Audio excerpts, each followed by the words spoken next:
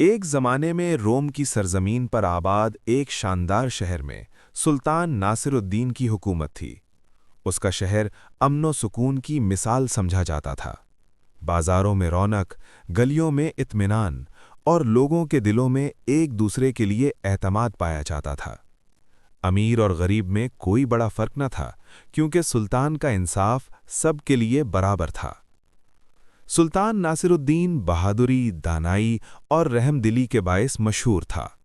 وہ ہر اہم فیصلے سے پہلے اپنے وزیروں اور علماء سے مشورہ ضرور کرتا۔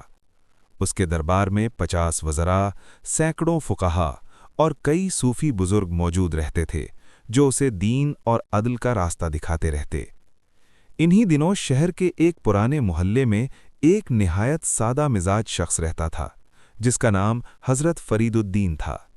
نہ اس کے پاس کوئی عہدہ تھا اور نہ ہی شاہی دربار سے اس کا کوئی تعلق، مگر لوگ کہتے تھے کہ اللہ نے اسے دلوں کے حال جاننے کی خاص بصیرت عطا کی تھی۔ وہ جو بات کہتا، وقت گزرنے کے ساتھ سچ ثابت ہو جاتی۔ حضرت فرید الدین کی زندگی سادگی اور قناعت کی مثال تھی۔ دن کو محنت کرتا اور رات عبادت میں گزار دیتا۔ اس نے کبھی اپنی اس صلاحیت کو شہرت یا دولت کے لیے استعمال نہ کیا۔ جو کوئی خوشی سے کچھ پیش کرتا، وہ دعا دے کر قبول کر لیتا، مگر خود کبھی کسی سے کچھ طلب نہ کرتا۔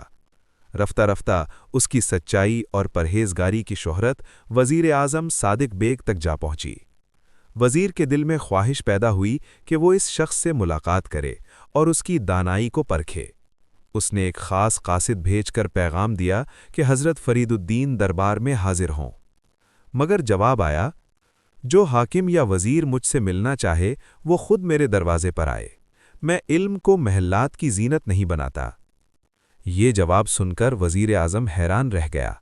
اس نے اپنی زندگی میں پہلی بار کسی ایسے انسان کے بارے میں سنا تھا جسے نہ اقتدار کی پرواہ تھی اور نہ دولت کی خواہش۔ اگلے ہی دن وزیر اعظم سادہ لباس پہن کر خود حضرت فرید الدین کے گھر پہنچا۔ اندر داخل ہوا تو دیکھا کہ وہ زمین پر بیٹھے قرآن پاک کی تلاوت کر رہے ہیں۔ وزیر نے ادب سے سلام کیا۔ حضرت فرید الدین نے سر اٹھایا اور نہایت سکون سے فرمایا، اگر انصاف محل میں قائم ہو تو جھونپڑی میں رہنے والا بھی خود کو بادشاہ سمجھتا ہے۔ یہ الفاظ سن کر وزیر اعظم کی آنکھوں سے آنسو بہنے لگے۔ اسے احساس ہو گیا کہ اصل طاقت تخت و تاج میں نہیں، بلکہ سچائی، عدل اور تقوی میں ہے۔ اس ملاقات کے بعد سلطان کی حکومت میں انصاف اور بھی مضبوط ہو گیا، اور حضرت فرید الدین آخری سانس تک گمنامی میں رہ کر لوگوں کے دلوں کو روشنی عطا کرتے رہے۔